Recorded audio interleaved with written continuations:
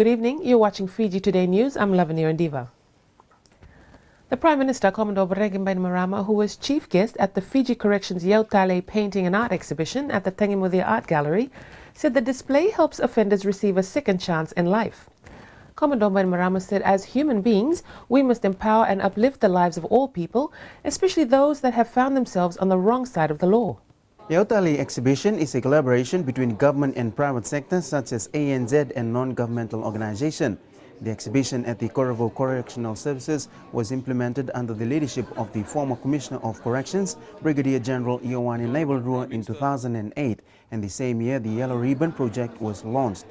My government, ladies and gentlemen, has a strong philosophical commitment and consequently administrative will to put in place tangible practices, laws, facilities, and infrastructure to empower all Fijians, in particular those who are marginalized.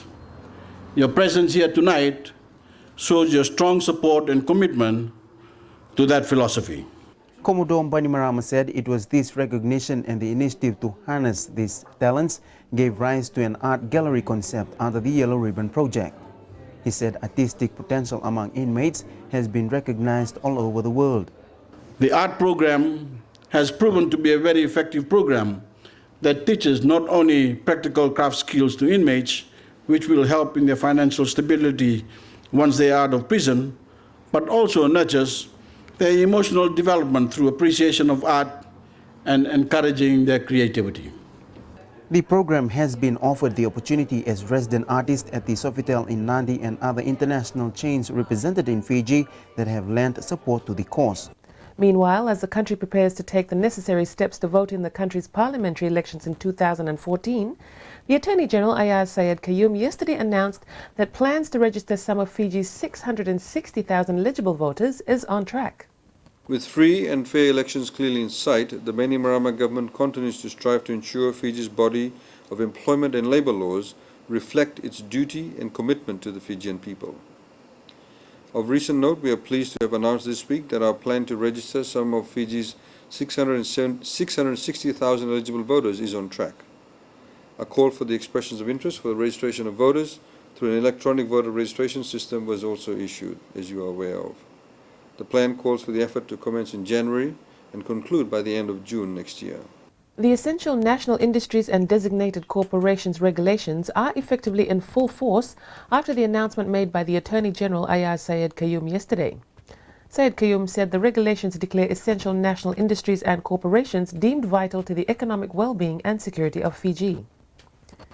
The Essential National Industries Employment Decree 2011, gazette in July, will now govern the labor laws of the declared enterprises, ensuring the viability and sustainability of these industries whilst protecting fundamental workers' rights.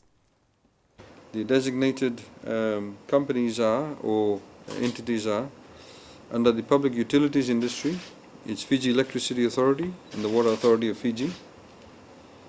Under the civil aviation industry, Air Pacific Limited.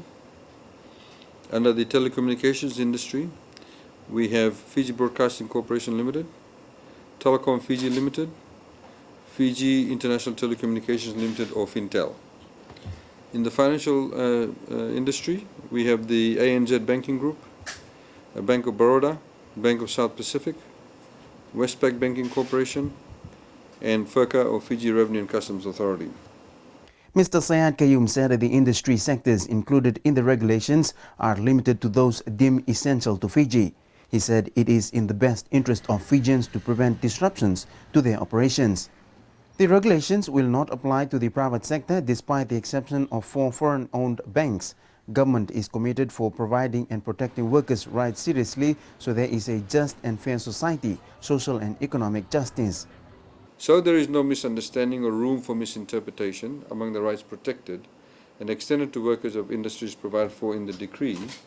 These include the right to organize and form unions, the right to vote in a secret ballot election, the right to strike, the right to collectively bargain, and the duty of corporations and labor unions to renegotiate bargaining agreements in good faith, the right to a well-defined dispute resolution process, and the right to receive overtime pay.